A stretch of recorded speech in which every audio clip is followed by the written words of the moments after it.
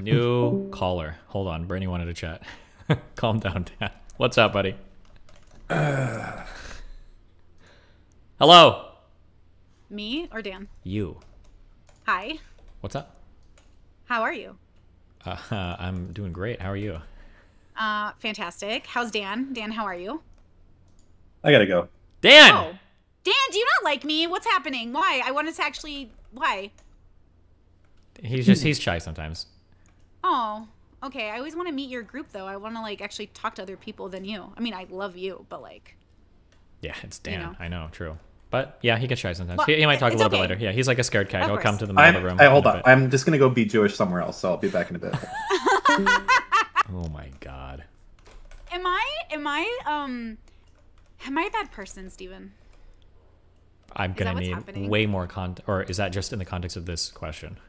I don't know. Like, am I just, like, a bad person? My camera's super off, but I just, you know... You're fine, fuck it.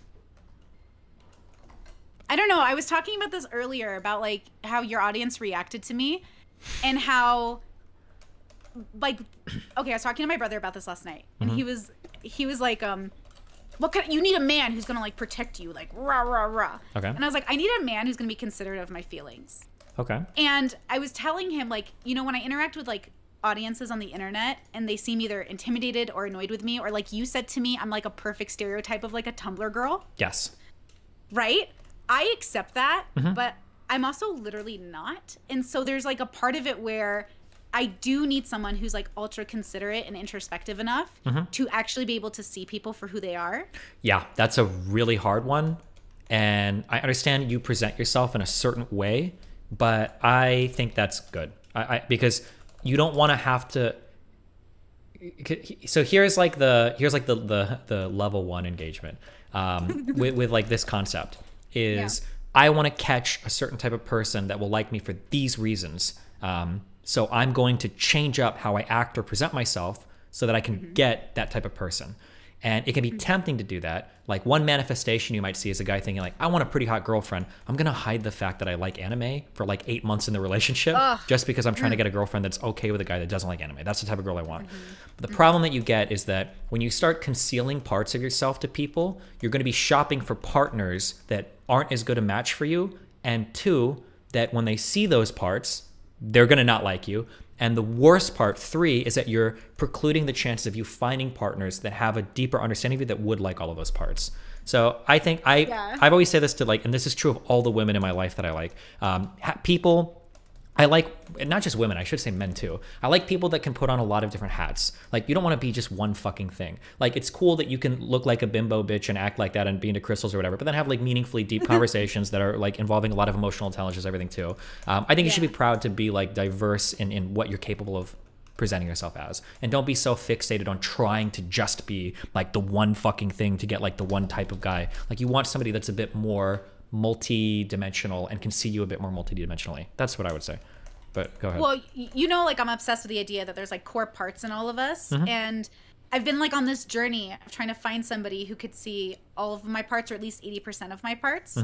And I am stubborn and I always get what I want. So I feel like I have the right to feel pretty confident about my ideas of myself because it's really just me making a statement about me. But I'll have people who will say things, even my own mother, like, Betsy, are you like being too stubborn? Are you being too picky? But I think that that's, instead of calling it picky, I would say I'm being decisive and I'm being clear. And I think it always pays off in the end, at least in my life it does. So I always feel very like self-reassured, like I feel reassured in my beliefs because they always end up the way I want them to.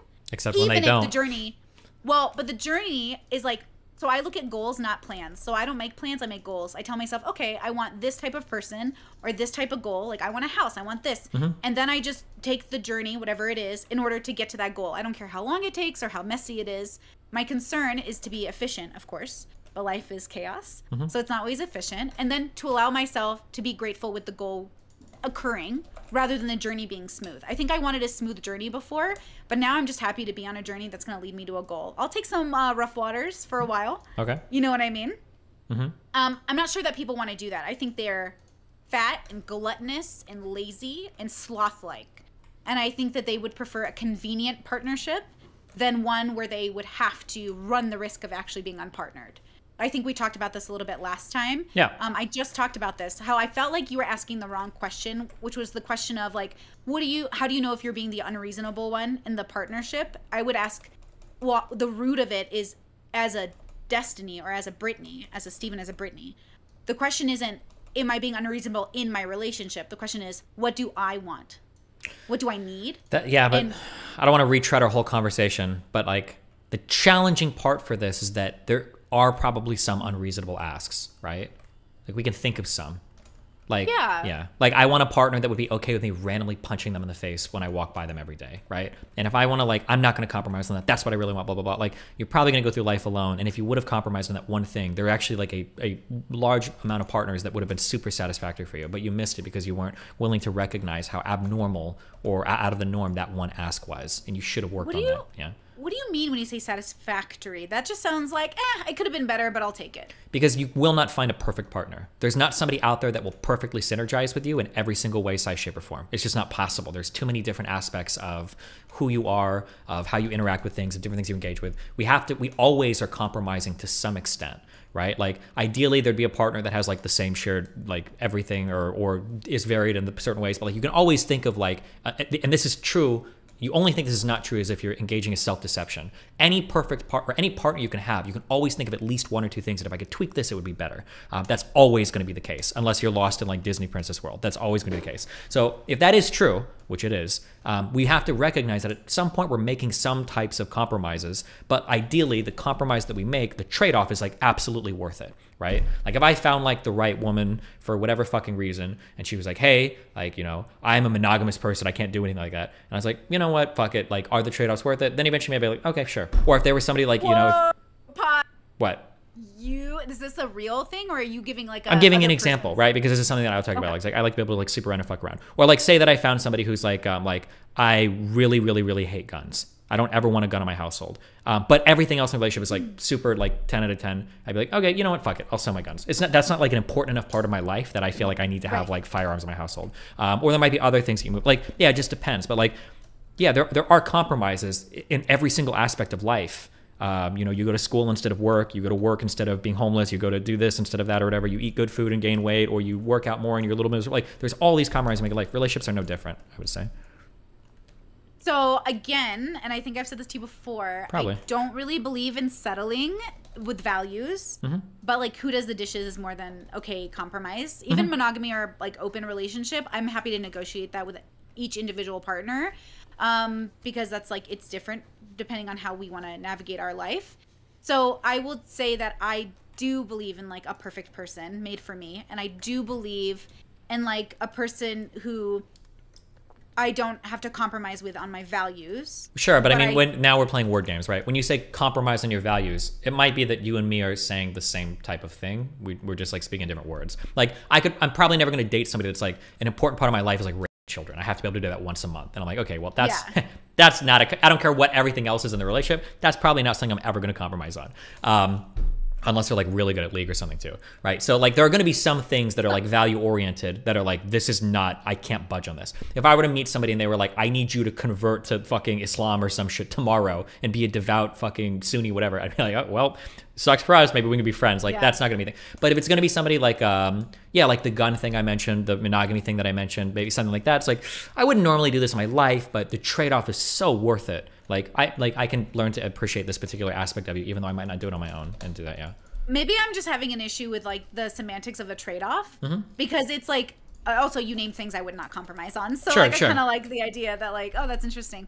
I want to live the life I want to live. Like I literally am so happy, right? So the only person who's allowed to come into my life and date me is somebody who would not take any of that away and would make it better. But I'm willing to change plans. So I had this like plan, right?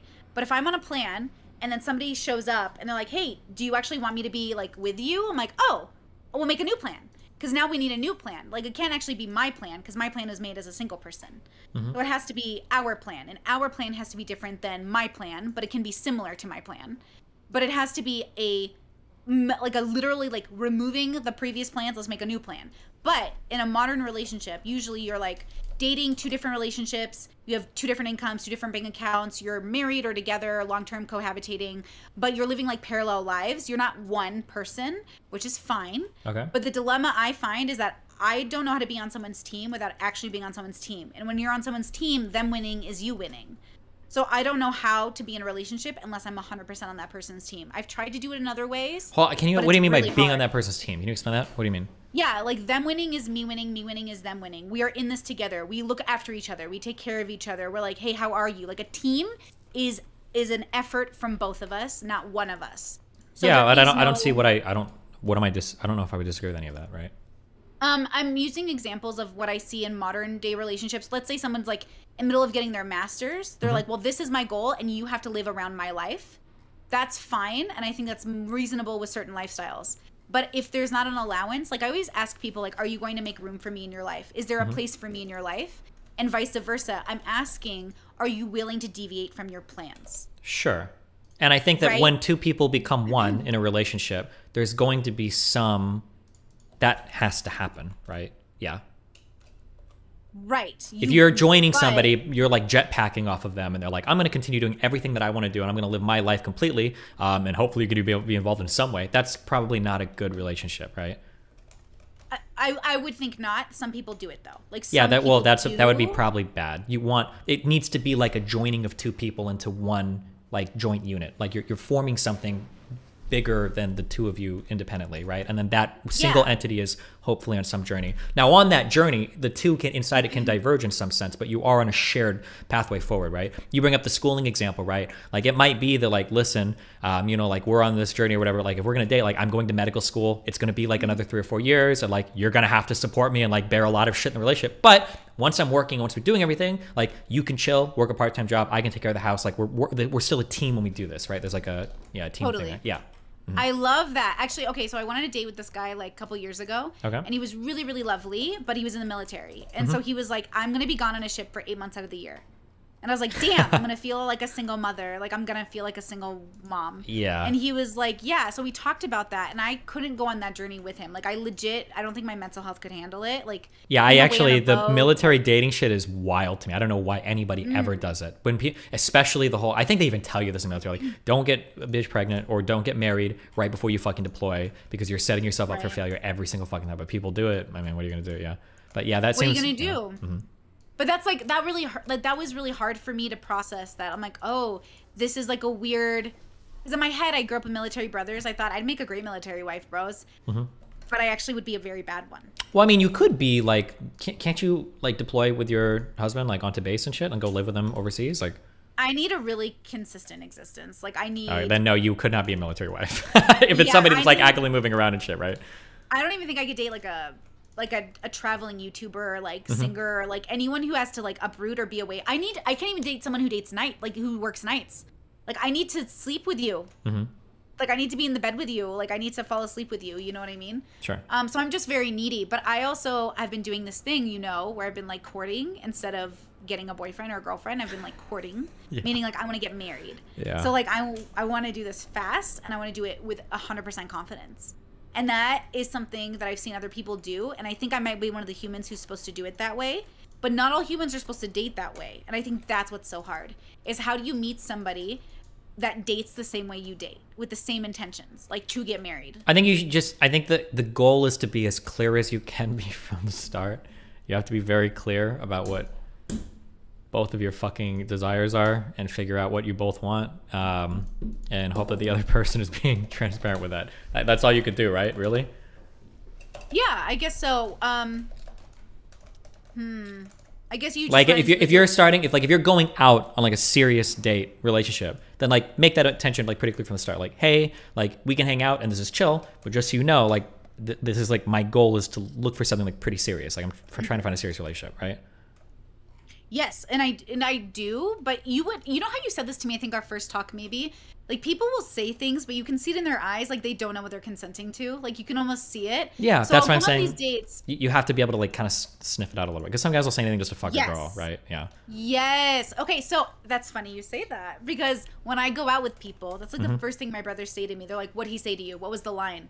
And I'm like, I don't think there's a line being used here in like a real way. I think this might just be genuine. They're like, no, guys always know what to say to make a girl like take off her underwear. Yeah. And I'm like, do they? Because I'm also hearing that men have a really hard time getting laid and they're really stupid when it comes to girls. Depends on the type of guy that you're talking about. But there are actions that you can take or show, I think, as a man to show that you're more serious about commitment. Like if there's a girl that I really, really, really like and I want to build something more positive into the future with them than just to lay, like I'm never making early moves for sex. Like I'm basically completely letting them take the lead on that. So we might go through like 1 or 2 or 3 or 4 interactions or dates where I don't do anything, and the goal is that like as I'm doing that, like I'm signaling to you that I'm here for more than just fucking, right? Whereas if I'm with somebody and we're already talking about sex and like on the first meeting, like it's pretty obvious, like I'm not trying to rape anybody, but like our goal is like this needs to end with like my dick in your mouth or like us fucking each other, right? Like there's a different set of expectations there. Not to say that like if you fuck on the first date that it's going to be like, you know, you're doomed to failure or it's not going to go somewhere, but there are things that you can do as a person to show that you have like a higher level of commitment to what that other person wants, rather than just like trying to get whatever you need as quickly as possible. Does that make sense? To step in for the little people here. Brittany, how selfish are you? These people waited months to do viewer call-ins, and you come in here and cut all of the content so that you can... We're just chatting for a second. Chill. I've been doing viewer calls for like... not okay. Dan, I've been doing viewer calls for like 3 hours, okay? And I've got like a couple When's of the hours. last time? I don't remember. I got to stand up for the little people. We'll do more tomorrow. Damn, I got nothing else to do on my schedule now. Yeah, just like the fucking purple hair. Yeah, just like that. It was blue, dumbass. And that was when I was on Twitch. That was a Twitch Destiny promise, okay? We're working on it, okay? We'll get through this. Go. Bye, love you. Bye. Okay, type of person you are, Brittany, just so you know. I'm sorry. I'm so sorry. I'm so... But anyway, out of love. I feel like he bullied me out of love just now. Is that the bad way to take it? Yeah. Is he being serious? I can't tell. He's just Dan is being Dan. Anyway, there are steps that somebody can take where I think you can see that they're making a more serious aim for being a fixture in your life versus steps that they can take where, you know, there are things that I would say as a guy that I would recommend you try doing with a girl to show that. Like one thing, it might sound like really cringe or like really silly, but like depending on how your conversation going, the context, but like simple things like, hey, like, you know, like next week, like we should go out to eat with your family, like stuff like that. When you start making suggestions like that as a guy, you're giving massive signals like, oh, this dude is really serious. Like he's trying to get, stuff like that. Mm-hmm. Totally. What do you think about this? I have a tendency to... I have a very specific way that I do it because I'm a YouTuber, obviously. I also like tend to be the person who asks a lot of questions, because if they ask me questions, then they're really asking about more than just like a date question. They're asking me about my life. Okay. And I'm a public figure, so I have to be a little bit more cautious. But what do you think about this? Because I always bring in sex pretty quickly because it's so important to me. Like twice a day in a 24-hour period is the goal, right? Like that's kind of the ideal. Mm-hmm. And so I went on a date and I took the phone into the bath with me and I took a bath. Okay. Well, we talked because, you know, online dating, whatever. And I just wanted to be myself. And I asked them and I got consent and whatever. But it was like a really like cool experience, right? I know a lot of people would be like, oh, don't like, you're not supposed to get naked in front of him or send him nudes because like he won't marry you if you send him nudes. He won't marry you if you sleep with him or whatever. You don't want to be with a guy like that anyway, but yeah, go ahead. Right. So obviously I'm very like sex positive. I have an OnlyFans. I want someone who's so comfortable with like nudity that and intimacy that they'll allow me a chance to like literally bathe in a non-sexy way in front of them. Yeah, and this is like, actually like, it's hard for people to understand this, especially because 70% of my chat are virgins, but it is actually like a really tremendously awesome feeling to be comfortable being naked around somebody. Like not even, I'm not going to say it's completely non-sexual because in a way, I mean, it kind of is, but to be able to like lay naked with someone and just like kind of like stroke them or rub them and you're not like fucking or like actively moving anybody towards like, yeah, that's a really comforting feeling. There's nothing wrong with that. But the only problem is that you are going to inhibit your ability to tell how serious they are because now you're appealing to both somebody that is serious and somebody that's not serious, right? Like I think your goal when you're moving through those early stages of courting is you're trying to send signals that would make a non-serious person fuck off, but that would make a serious person who's interested stay around, right? So when you do the thing where like we should have a video call where I'm in the bath you're the non-serious person like, oh shit, hell yeah, like I'll chat, like we can talk about whatever the fuck you want if I can see your titties, like that's cool. So you're keeping them around. The serious person will still be around too, but you're inhibiting your ability to decipher what's going on. And then on the flip side, saying things like, I don't know how I feel about sex before like dates like 4 or 5, like I kind of like to chill or whatever, to a non-serious person, those are really big fuck off signals. I don't want to waste 5 fucking days with you if we're never fucking, like holy shit. But to the serious person, it's like, okay, that's chill, like I want more from you than just pussy, so yeah, we can like chill on that, that's fine, you know. For sure. Actually, I think that's really, I also obviously want someone who shares my reality with me. So, you know how like I have this infamous thing of like no one ever gets to a second date? Yeah.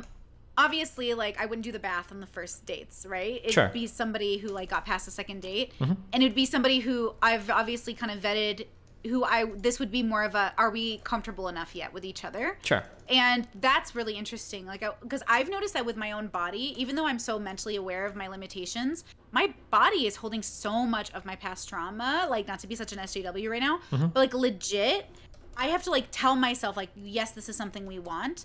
But having someone on the other side who understands like, this is not, I am not sending mixed signals, but my body is very confused. Like I have PTSD, I've been assaulted, I'm doing my best, I'm so interested in you, give me a second, is like the most amazing experience of my life. Like just having someone be patient and understand that like, this is real is so interesting. So then I had to think about the validation that occurs in relationships, or invalidation that happens when it comes to like your partner's reality. So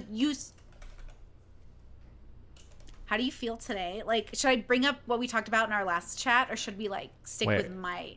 What did we talk about in our last chat? You said something interesting about Melina's tweets, and I wanted to ask you about them, but I also don't know where you are like mentally. Let's skip this for now. Let's go to the next part. Thank you. Okay. So when I think about myself and I think about like my limitations, I think I'm thinking about someone who can balance those limitations. So last time I talked to you about how my anxiety is like a very particular kind, and so having someone who can understand it and complement it. Have you ever been in a really high stress situation and everyone else around you is breaking down, and then all of a sudden you have like this great immense like stability and strength, and you're not crying, you're like, oh, I got this, like I'm gonna handle this?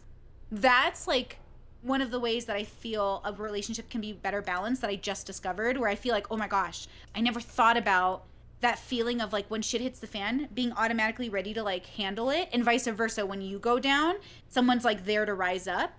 That natural ability is like almost like a parent and child. We're like, yeah, that's a really difficult one, especially if you're used to being that person who always has to rise up. Finding somebody else that's capable of doing that or complementing that is almost impossible. But when you do find it, not only is that feeling incredibly addicting, I think that when those two people meet, it's also a really nice feeling. Like when they're very rare. I can probably count on less than one hand the number of women that I've met that are capable of like stepping into that role. But to be around somebody like that, where I can just like shut my brain off, and it's like, this person is an adult, they can handle their shit, they can, like, it actually feels so nice to step out of the parent role into like really a child role and let somebody like take care of things and handle things, whether it's an emotional level or like logistics level or whatever. That's a super very very addicting feeling.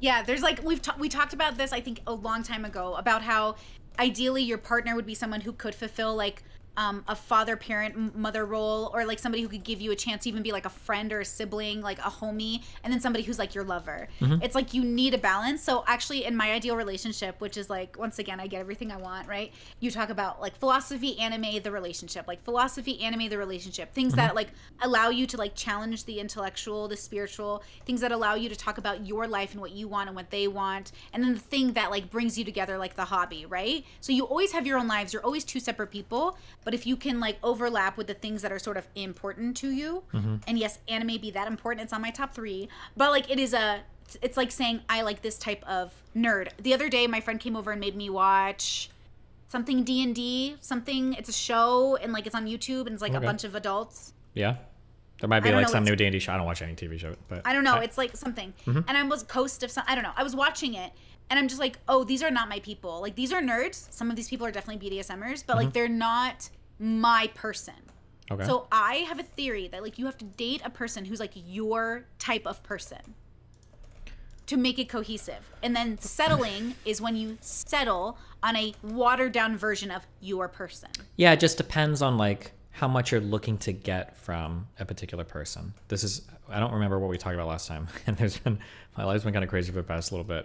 But that's a question that I'm still trying to figure out. Maybe you spend your whole life trying to figure out like that. What is like, how much do you demand of a person to be your person, you know? Yes. Like, for instance, like, I want everything. That's not possible. That's the wrong answer. Yes, it is. I don't know what your life is like, but I know for a fact, you might not know it yet, but I know that answer is not correct.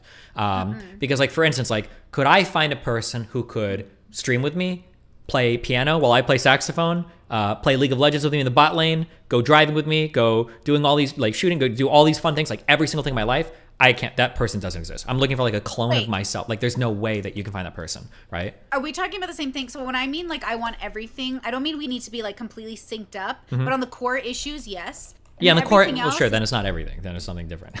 But I do want everything about them. Like I want to know everything and understand it. So even if I don't understand that perspective, I want them to take me and help me understand it so I can know my partner the way I know myself. Because if I'm not getting married, I'm sorry, I'm not putting a ring on it unless I can literally trust them the way I trust myself. Yeah, no, that's okay. That's a different thing. Yeah, so when you say get everything, you just mean understand them fully. And then but no. Yes, and then but to trust someone like I trust myself, Steven, I trust myself so much. Like I trust, even though I've made mistakes, like I also know that I've always made the right decisions, even in the wrong ones. Like there's something about it where I'm like, my life still ends up somehow great.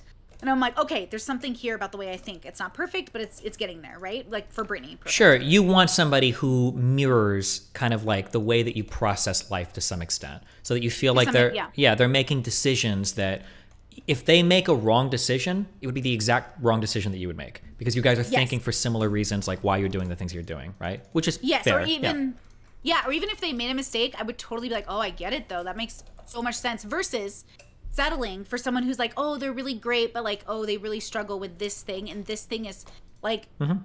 Yeah, I will say one thing. I will say, and I've noticed this as I've made kind of a pretty big diversity of friends recently. Sometimes it is nice to have people that have totally different ways of viewing the world, that hopefully they're still seeing you and understanding you, but through the lens of them viewing the world, they might be able to give you different ideas or solutions to problems that you'd be like, I wouldn't even think about something like this. Like absolutely. So these engagements, these interactions get like pretty complicated to try to figure out like what exactly is it that you're looking for, you know? Yes, you want, well, I will say like, even though I'll never meet somebody who's me, because only I've ever lived my life, I have to assume that even if I meet someone who's like me, they're never like me. Because like even if I dated a man, like if I got married to a man, that automatically would put us at odds for how we grew up. Sure, maybe, yeah. So I don't know if I really believe in the idea that I could end up with someone just like me, but I do want me in boy form.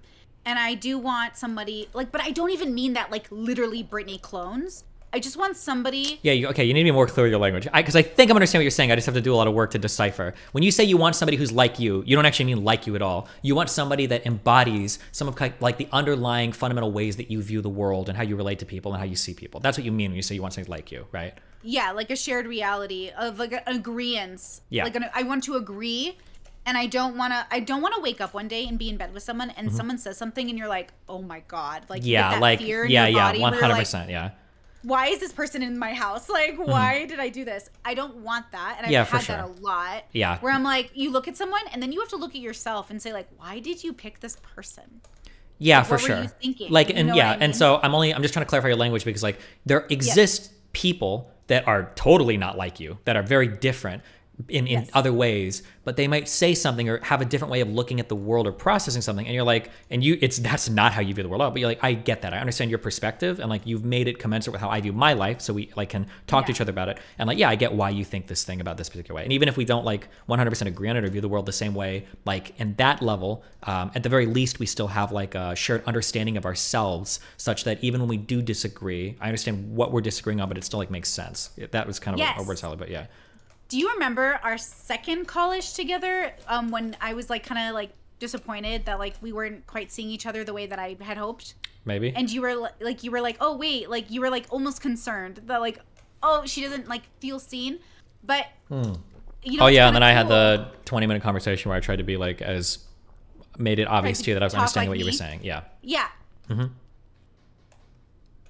I want someone who I can just talk like myself and not censor it. Like even now I'm like censoring it, right? Because I'm aware that I'm on the internet. I the idea of just being able to talk like myself, like even in ways I don't talk around my family, and then have someone understand me is the goal. That's what I mean. Yeah, I think there's two major components to that. I think there's probably more, but I can think of like two huge components that go into that working. One is it needs to be a person that has enough overlap of experiences with you or enough similarity that they kind of get it. I think that's really important. So like I've always gone back and forth on this between like dating normies outside of my world, or even hooking up with girls outside of my world. Like on one end, it's nice to like just hook up with somebody or chat with a girl who has like, is just like totally normal and is divorced from like the insane world of everything that I do. But then on the other hand, it's a little bit less fulfilling because there's like so much that I can never talk about with this person. Like, how can I make you understand how weird it is that like strangers on the internet are making detailed posts about how I'm a pedophile? How the fuck do I ever begin to explain that to a normal human being? Like there are fundamental disconnects to your world that where even if they're the nicest, chillest, coolest person ever, they're just not gonna understand that part, you know?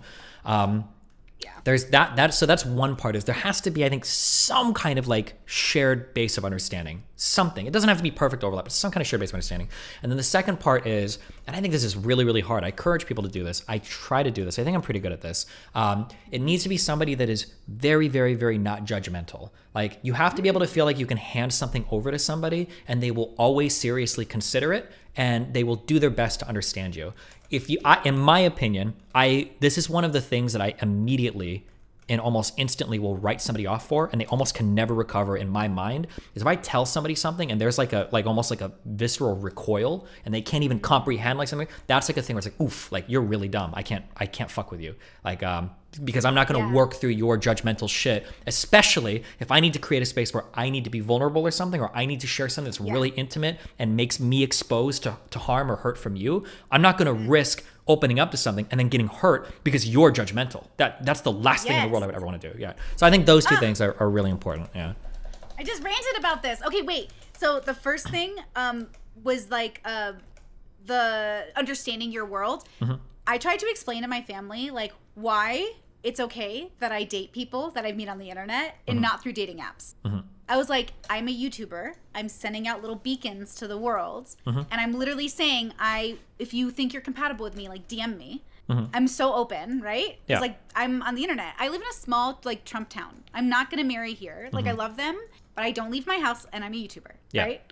So like, where am I going to date people? On the internet. So first I have to explain to my own family because they always forget. Like literally the other day, my brother came in my room and he's watching the Sneeko conversation with Gideon. Okay. And he goes, oh, you know Sneeko? I was like, yeah. And he's like, wait, what? And I'm looking at him. I'm like, I'm a YouTuber. I know I forget I also am a YouTuber, but even my own family forgets I'm like a YouTuber. Yeah. And so...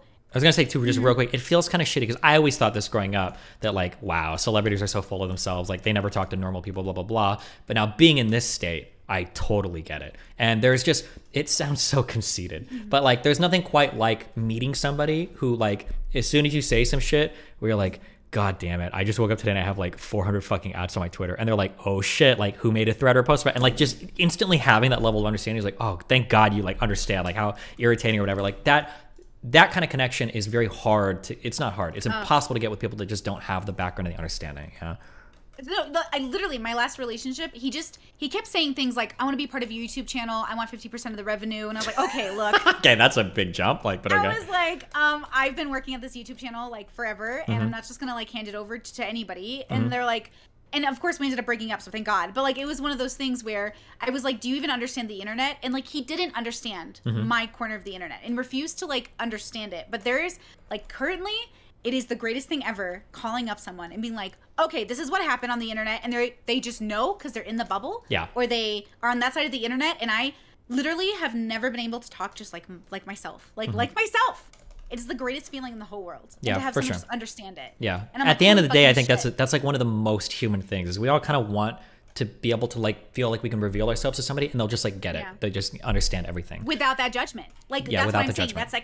That second part is so key where I feel like my whole life I've been like taking myself and putting it in a package and like handing it to people and people pick it up and go, oh my God. And they're like, it's so heavy. And I'm like, yeah, give it back if you're going to drop it. You fucker. The problem there is that when you're trying to be vulnerable or you're trying to expose or express something there, if you have to worry if the other person is judgmental, look at how much work you have to do. You're putting yourself in an emotionally vulnerable spot. And while you're doing that, you're still having to manage the other person's feelings. Because that's really what's happening. When you're talking to somebody who's judgmental, what you're basically saying is like, whew, okay, this is something that's hard for me and I need to work through it. But I know it's hard for you too. So while I'm dealing with this, I'm going to try to package it in the most friendly way possible so that it doesn't offend you. And then we can talk. Like, it's so much work. Like, the demand is way too high. And it's easier to just find somebody that can be like, hey, like, tell me, what happened, right? And then, we just go from that. Yeah, it's an addicting feeling. Yeah. It is so like,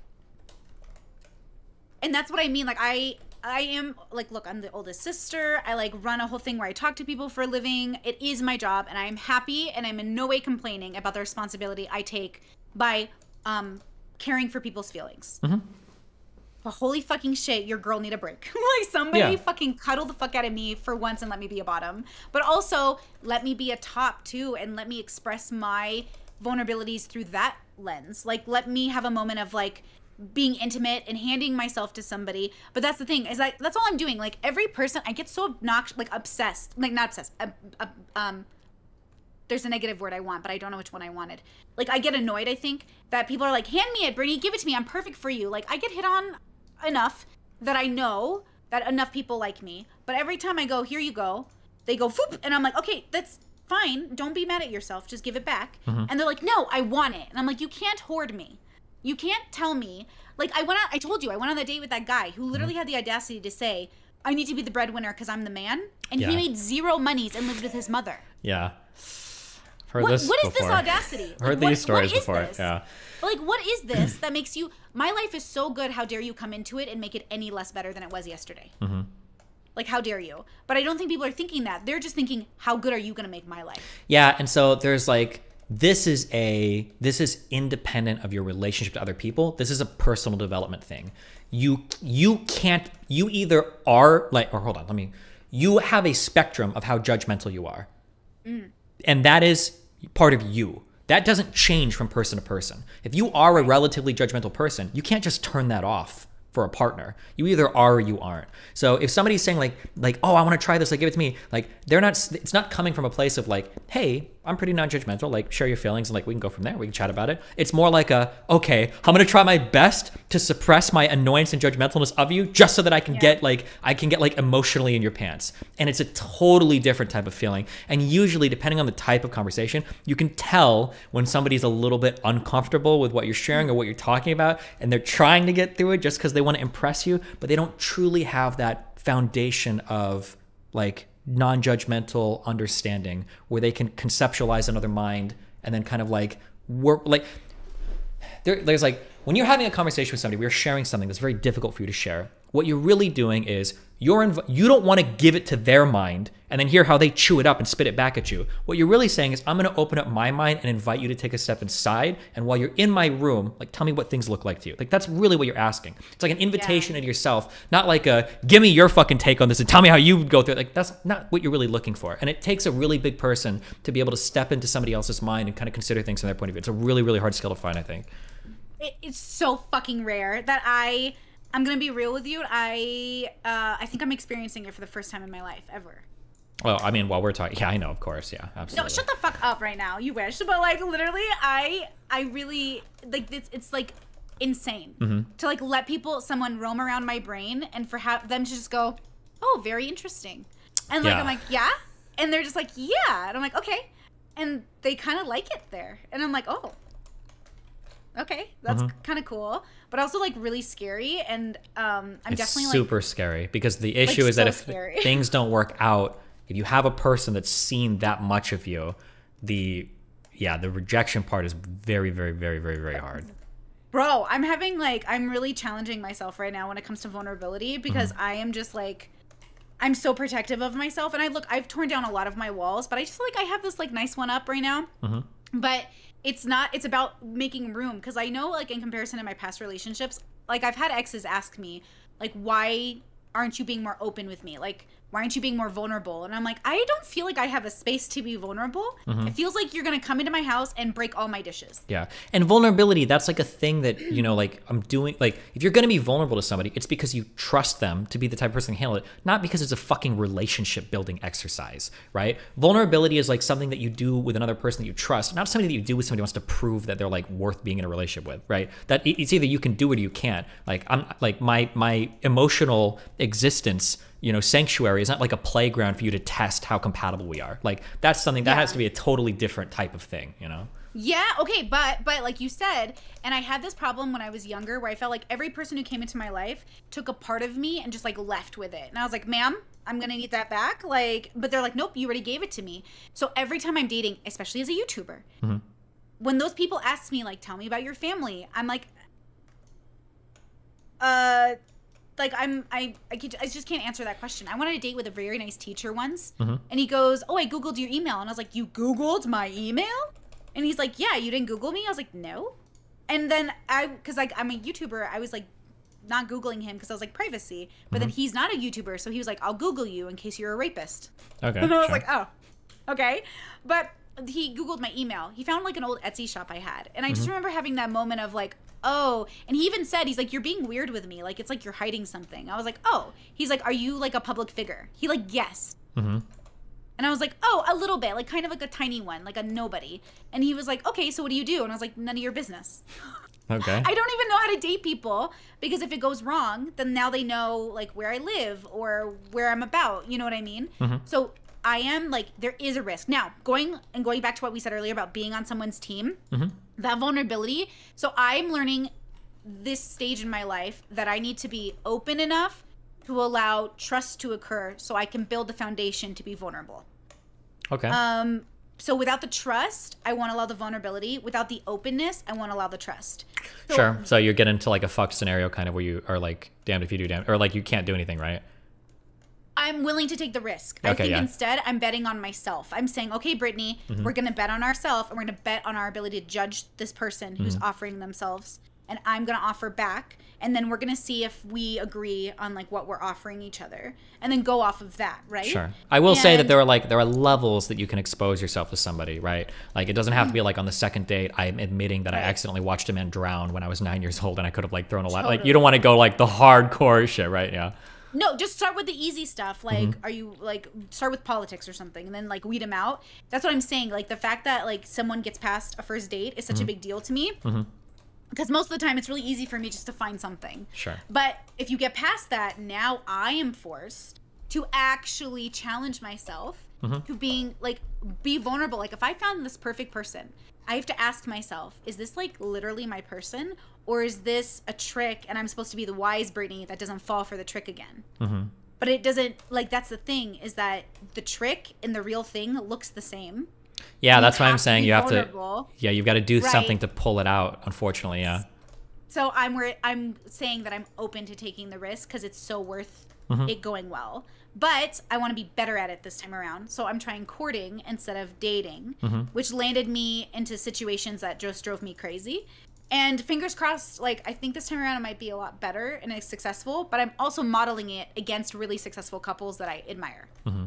So I'm kind of like stealing their method because the feminist method was not working. Like the polyamorous like SJW version of dating was not working. The parallel relationship thing did not work for me. The whole my partner and I are different people but we love each other through our differences is not working for me. Yeah, I think something is, and I say this all the time when I talk about like my relationship choices and everything, and even within my own life, like in time, like different methods are really good at effecting different outcomes. But it doesn't mean that one size fits all. And it doesn't even mean that one size is going to be consistent for you throughout your entire life, you know? Right. Like, yeah, it might be that, that things change or needs change over time. Or you try something and you realize that like I did this phase of my life, being super slutty and having fun or whatever, this was awesome. And I met perfect partners in my life for this time period of my life, but now my needs have changed or I become aware that I need something different. And it's okay to be like, this other style that I embraced before, like, I think I want to walk away from this and try something different because I need to put something, like project something into the world that's going to like attract basically what I'm looking for,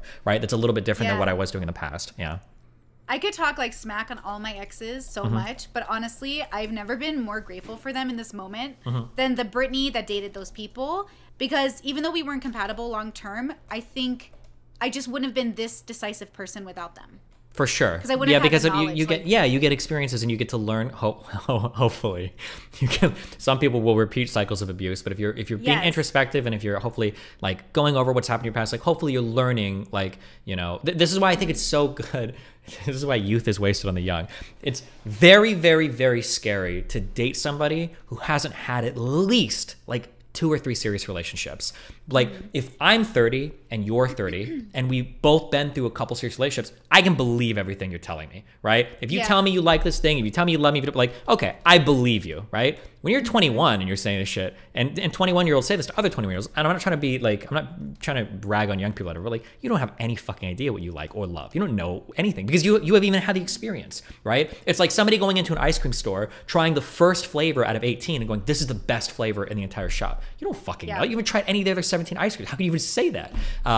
So yeah, there's definitely like a lot of experience that goes into it because oftentimes you don't know what you want or like until you actually try it, as stupid as that sounds. Like there might be forms of relationships or styles where you meet somebody and you're like, holy shit, I didn't even know I could get along with a person like this. I didn't know I could get along with like a fundamentalist fucking Jewish person, or I didn't know that I could get along with somebody that's black, or I didn't know that I could get along with somebody that's like has this hobby or is this political orientation or whatever. You might not know until you try it, and then once you do try, you're like, oh shit. And then you can always use those past relationships as like a frame of reference for like, well, this is why this is working, or this is why I like this, or this is why whatever, right? Like it's always possible, yeah. Honestly, like my farm brother asks me that. He's like, why did you have to do all of that in your 20s? I was like, honestly, I think I'm just one of those people. He didn't. He like, he kind of dated a little bit and had some relationships, but he got married pretty young. She was pretty young, and they're going to have a great time. But I am not that human. And I'm so grateful. Holy shit. Like, Steven, I'm so grateful. Because I needed to know, and I knew I've done open, I've done monogamy, I've done open again, I've done poly, I've done so many different things, I've had different jobs, I've worked for myself, worked for companies, like I have so much life experience that I can be as picky as I want to be, because I'm like, nope, I've already tried it. So when people come to me and they're like, are there things you want to try? I'm like, name a category, and then I've already done everything I've wanted, really. So now I'm doing everything, well, I've done everything I've needed, and now I'm kind of just like enjoying like what I want. Like I don't need a relationship, but holy fucking shit, I really want one. And I want one with the person that I'm truly compatible with. There's like millions of them out there, but because I'm a recluse, because I never leave my fucking house, and because my person is going to be someone who also doesn't leave the house, it's hard to run into each other. Literally, my brother the other day, he goes, why do you even like certain people? Like they never leave the house. I was like, I never leave the house. Like, why does everyone think I'm out here like climbing rocks or some shit? Like, yeah, on occasion. But, like, I also don't leave my house. Like, why does everyone think I'm, like, adventuring in the world or something? Like, because I did in my 20s? Great. That was my 20s Brittany. 20s Brittany had a lot more spoons. Okay? Like, this is 30s Brittany, where she, like, relaxes at home a lot. So that's the other thing, too, is that I'm just so, I'm so grateful that I've lived, like, all of these lives. God, I'm so happy. But, like, it couldn't have been any other way, right? Like, your life could have been any other way. Like, it's so interesting, your life. Yeah, it's always hard to tell. That's a really hard one. Yeah. What are you gonna say? I believe in free will enough, but I also believe like there's just certain things like when you meet. Actually, sorry. Do you still have time? Should I go? You're good. Okay. I was thinking about free will because of this like new life experience that I'm on. Like, so I love new experiences. I don't know about you, but like, what a thrill, right? Because like I'm pretty bored a lot of the time. So like, especially when they're like they don't go how you thought they would have. Like, yeah, like I said, like there's been a lot of people that I've met and stuff, and it's like I had no idea I could get along with a person like this. Or I had no idea that I could be friendly with a person like this. Yeah, those are like very interesting experiences. This is one of the reasons I talk about this so much, but I think that the mentality of dating apps is so bad. Like, OkCupid used to say like, we match you on 42 dimensions of personality. Like, well, nothing important, right? Like there are, when you're in that habit of like mentally swiping left on like, oh, like that person is into like reality TV, I'm not gonna like them. Oh, that person is Muslim, not gonna like them. Oh, that person is liberal, not gonna like them. But when you start swiping on these people, you're missing so much that you don't even realize it. Yeah. Because you're trying to select so hard for the traits that actually probably aren't that important to you.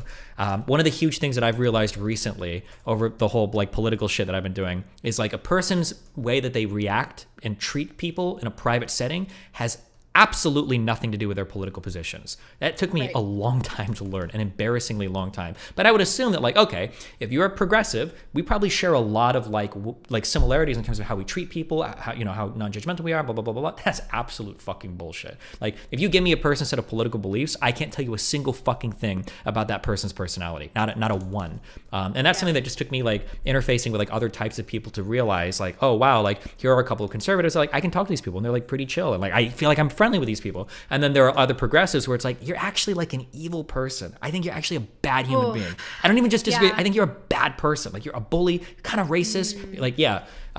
So yeah, that's been something that's been hard to figure out. But if I lived in like the online Tinder world where I'm like swipe left, swipe left, swipe left, swipe left on anybody that I didn't try to interface with, then I would never even have those experiences. I wouldn't even be able to say that. I wouldn't even be able to know, you know?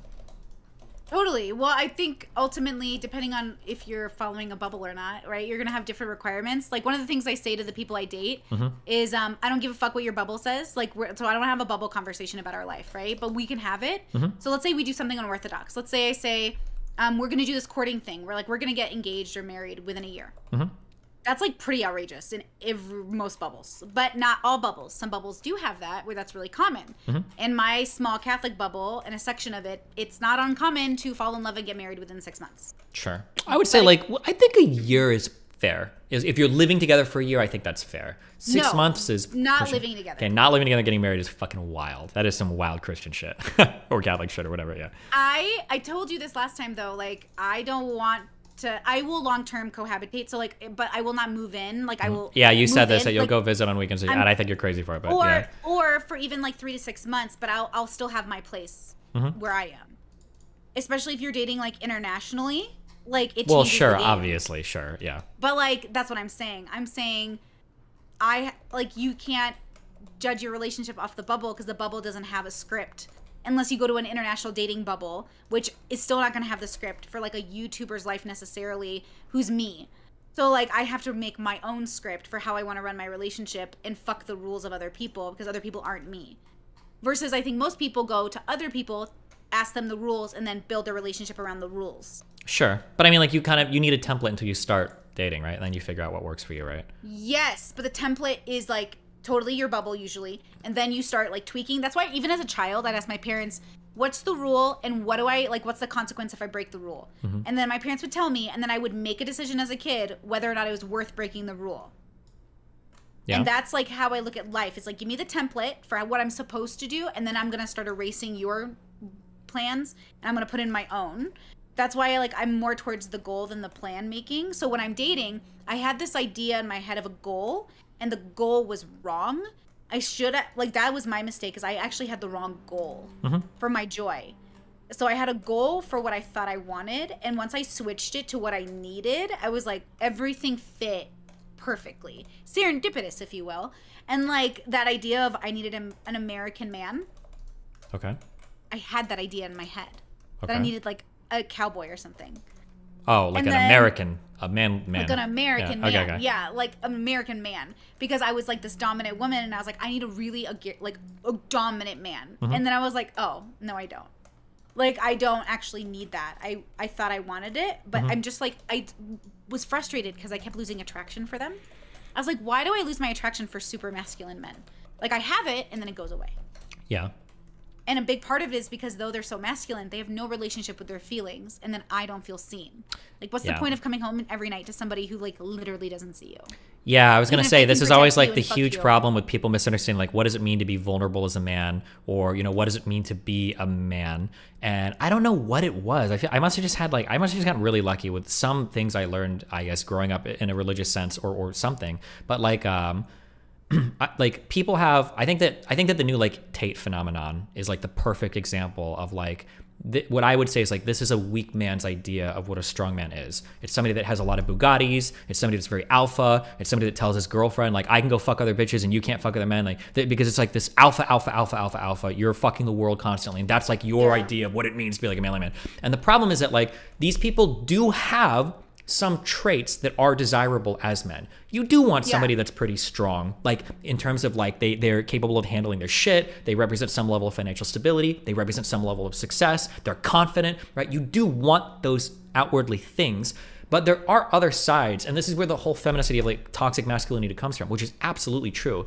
People think that that is like the start and end point of being like a strong man, but it's not. Like there has to be some level of emotional availability for your partner. You can't be some schizoid fucking autismo dude that's like hustling like 24/7, cheating on your bitch and be like, oh, fuck you. Like, oh, this is what this is how I fucking run my life. I'm a fucking man. It's like, no, like chill, dude. Like, holy shit. It's not, People have really, I have a little brother and he's like, oh, I love Andrew Tate. Watch Andrew Tate. And I was like, hey, bro, you know, like I get what they're saying. Like I do. I'm like, I'm not even mad at Andrew Tate. Like be you, bro. You should like, be. In his bubble. You should be mad at him. No. I'm a 5. I don't care. Give a fuck. Okay, you should be mad at him because he gives bad advice to the world. If you want to live your way, then live your way. Steven, we all give it bad advice to the world. I do not care. What a horrible, equivalency to draw. But okay. Listen. The Yeah, point go ahead. is like my little brother is going off about how like relationships are all about procreation. Blah blah blah blah blah. Andrew Tate. Blah blah blah. And I was like, you know, if you really looked at our parents' relationship, like my mom and my dad, my dad does appear like a really scary masculine alpha male. But what was actually, what's this called? Like when your parents are an example of what you should, like what was actually performed in front of us. Like modeling? Yeah, what was actually modeled in front of us, thank you, was my mother, if she was ever sad or emotionally like irregular, my father would be there to comfort her and be aware of her feelings. Me, when I first got my period, I called my dad. I was like, hey, I'm bleeding. You'll know what to do. And he like came home and made me soup and tucked me into bed. Like I was like 12 years old. Even now, I call my dad and like I talk to my dad about boys. I talk to my dad about my body, about like when I'm at his house, like I just like I've been around all these like masculine men. Middle Eastern men are very masculine, but they're also some of the most affectionate and loving humans I've ever met in my life.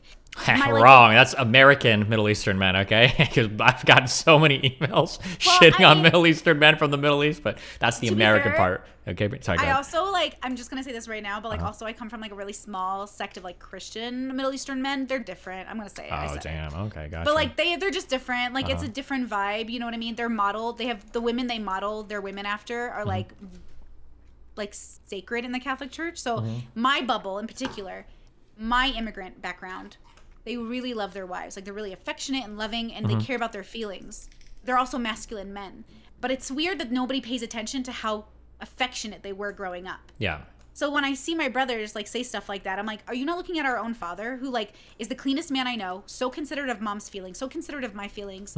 Yes, sometimes they're like total dudes, but like he is a dude. He's a dude's dude, but he's so compassionate and considerate. So maybe it's that word of like considerate. It's that here's the trick a lot of the alpha people will play on you is people will say things, men will say things, this is so true of conservative men, they'll say things like they're talking about their burdens, but they're not actually willing to have burdens. The things that they present as burdens are actually huge boons, but they try to pretend that they're not. So a really good example is this. Car in the house. Kind of, yeah. Or they'll say things like, men are the ones that go and die in war, okay? How is that fair? And if you were like, oh, okay, would you rather be a sex that is never expected to fight or go to war? They'd be like, oh, fuck no, hell no. I want to be the dude with the fucking guns. I want to be the manly guy that's going out and do the crazy shit, right? They'll present these things as like, oh, God, these are the hard parts of being a man. But secretly in their minds, and they might not even know this, but they do this, and I put money on it, they're actually fetishizing those things that they're pretending are weaknesses. But in reality, like it's kind of like the guy that's like saying like, yeah, you know, like CEOs are like psychopathic, like they're sociopaths, like they're just, yeah, you know, and it's like, you're saying this, but there's like, you have an allure, you have a draw to that. And when you think about like, you know, like what does it mean to be a man, right? What does it mean to stand up and have integrity for a family? A lot of the times people's minds are going towards like the fun things. Like, I want to fight. Like that's what Andrew Tate will talk about. He's like, I want to fight to protect my girl. I want to fight to protect her. I want to fight to do that, blah, blah, blah. And it's like, okay, that's cool, but like, that's fun for you. You love that. You enjoy that. Would you go to CVS at 2 a.m. if she was out of tampons? Because that's like the really hard thing to do that can be really embarrassing, but like that requires you to have some integrity and to be a man and to stand up and be there for your family, not in the like the super barbaric way that you actually enjoy, not in the way that's like fun and awesome, but in the way that requires like a level of a commitment, emotional understanding, and integrity that has you actually putting yourself out, doing things that aren't fun and aren't cool and aren't like super sexy to talk about, you know? No, the most attractive thing a man ever said to me, I'm always used to men saying things like, like people are always fighting about whether men should change their children's diapers, which like is so weird to me because my dad. That is one of the. If I ever hear somebody questioning that, I lose all respect for them as a parent. If you can't change it, I heard one guy, a Twitch streamer, say, but he's like, "Oh, I can't change my daughter's diaper because it's a girl." You're such a lazy loser piece. I can't believe you would even say something like that. What the fuck is wrong with you? Yeah, this is so cringe, bro. So like literally, that's something I look for, and so my dad growing up was so considerate. Like again. Like helped with the babies. He loved it. He cooked for us on the weekends, gave my mom a break. Like even though he was the breadwinner and all that stuff and she stayed home, like there was such a balance to it. And so that's the thing I look for. So I was I'm going on this date with this man, right? And I'm on this date and I'm talking about how I'm sick, right? Like I have all these problems now and I just have to like be like really transparent about my health medical records. Like, you know, things I don't even share online. I usually share in the first couple dates so people know what's up. Sure. And they can just like for those reasons alone. And I said, just so you know, I had this dream of like having all these kids, but as I'm aging, I'm now in my mid-30s, I'm getting there at least, and I'm sick, I might not have as many children because I might not be able to take care of them. And he was like, you know, I can also take care of kids. And I was like, and like that was like the most attractive thing, but it's like a gold star for the basics, but it's so, in America, like, and this is not an American man, but in America, that is something that I have to talk to men about. Like, are you going to help with the kids? And that is so strange to me. And again, it wasn't mimicked by my own father, but my father's an immigrant. And then same thing with like my uncles and stuff. Like, I don't know, like that is so interesting. Maybe it's America's the problem. No, there's lots of countries around the world that have issues with this. No, obviously.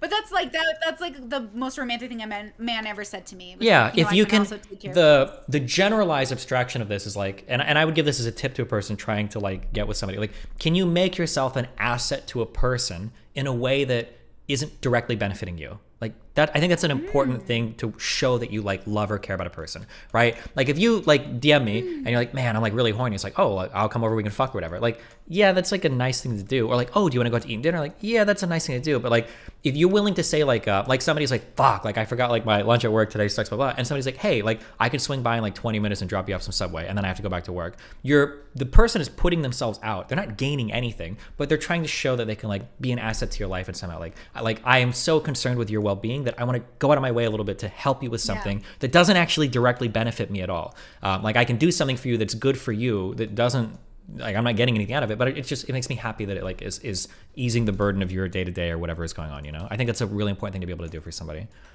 I mean, that's what I think like being on a team is. It's saying that what helps you helps me.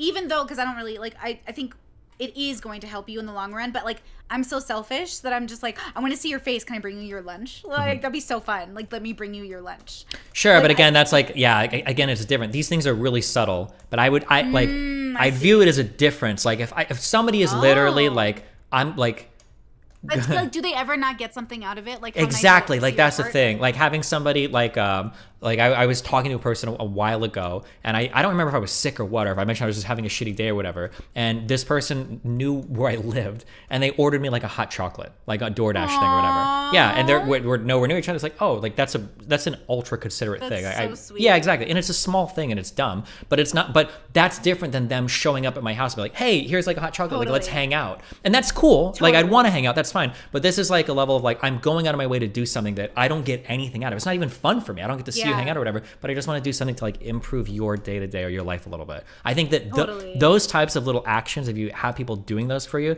at least for me, that's like a huge signal of like, oh my God, you've done something nice for me, and you don't even expect anything out of me. You're not getting anything out of it. I think it's a really positive impact you can have on somebody's life. Yeah. No, I think that's beautiful. It's like it's like the idea of I was just talking to somebody about like gift giving, how like I don't like it. But it's like if it's like something where it's genuinely like I thought of you, I like literally, this is like, it's not even for a birthday. It's just like a Tuesday. That's much more meaningful to me than like, oh, it's your birthday, here you go. It's like, I don't even need anything. Fiance, like wedding stuff, like gifts, anniversaries, like, oh my God, I'm exhausted already, stop. You know what I mean? But if somebody goes out of their way, yeah, of course that's a lovely gesture. But see, I wonder like, I guess, yeah, I see the difference. It's subtle, but I do see the difference. That's beautiful. I love that. I always call everything selfish though, so I have a hard time with it. But like I do process it as I understand what you mean. Yeah. But I also like I'm just like I can't tell if my brain just I don't know if I do anything subconsciously consciously as much anymore. Like I do, obviously, Mm-hmm. but it almost sounds like you want it to be almost subconscious on their part. Like, not I mean, it doesn't self-aware. have to be subconscious, but it's like, I'm just saying that there's something very special about an act that somebody takes that only benefits you and doesn't benefit the other person whatsoever, right? So like something that I've tried, so this is something that like I've tried to do in the past with some people. If there is like a girl that needs help with like business related stuff, there are two ways that I can go about kind of setting stuff up, right? In one way, I can make myself like an integral part of the interaction such that I'm basically getting them to build parts of their life around me that make me more of an asset to them. And they kind of have to interface with me to continue running these things. And that's a nice thing to do. Like it's nice for them, but I'm getting like a huge advantage doing it, right? Or I can try to set things up in a way that's like, even if we break up tomorrow, we never talk again. Like this is something that's running for you. It's working for you. Like everything is going positively now. And like I've helped you set this up. And now like I built something like that stands independent of your life for me. And I don't have to, and you don't even have to, even if we break up, it's still fine. I think that type of like interaction, it just sends a way different signal, right? It feels good to know that somebody's invested in making you happy or doing things for you, even if they're not like directly or even indirectly benefiting it, right? You might say there's like an indirect benefit of like, oh, well, when I make my partner happy, it makes me happy. But again, I think there's a huge difference between like, I dropped you off lunch downstairs if you want to go pick it up versus like, oh, I'm here to eat lunch with you. Like, let's hang out, right? Those are two really different things. Yeah. You're right. Different vibes. Totally different vibes. Yeah. No, you're right. They are significantly different. But it's like, how lovely. Yeah. Okay. So we agree. In directly, always a benefit. Of course, but that's not the point. Yeah. Yeah. Then no. Yeah. I agree. Because I feel that indirectly, like, oh, like I want to send you those signals. I hope you think that I like improve your life, and I hope you think that I'm doing things for you that are like courteous and considerate, and that's like, so obviously that's something that I'm hoping. Of course, it's in the back of my head, obviously. Yeah. Yeah. No, I get it. Now, okay, I have to pee very badly. So, do you have anything else on your mind? Should we end it here, or should I go pee and come back? You decide. You can pee and come back and we do like one more question, so my audience isn't completely revolting against me. But do you have a question for me? Because I don't have any questions. Oh, have you opened up about this new relationship thing at all on stream, or is it? I don't know how long. If you said you were talking to a guy or what. I'm just talking to somebody and it's going really well, but no, like we are not announcing anything really, but I guess this is sort of an announcement now. But like, yeah, I'm very happy. Gotcha. Okay.